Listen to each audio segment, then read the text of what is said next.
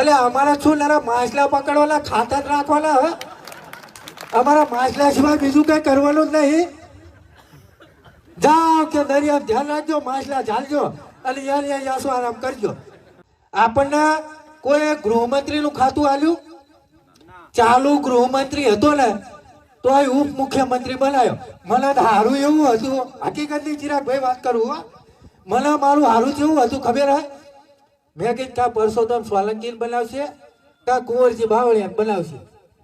આપણા દિગ્ગજ નેતા મને એવું હતું, સારું મેં પોસ્ટ ના મેલી. આ તો ચહીને આવ્યું આમ કોથળામાં મલાડું કાઢ્યું કે ઉપમુખ્યમંત્રી, તો કે કોણ? તો કે ગૃહમંત્રી. એટલે અમારા શું નાના માછલા પકડવાના ખાતા જ રાખવાના હવે અમારા માછલા સિવાય બીજું કઈ કરવાનું જ નહીં. જાઓ કે દરિયા ધ્યાન રાખજો, માછલા ઝાલજો અને યાર યાસો આરામ કરજો. તો એટલે આ સમાજનું શું થશે?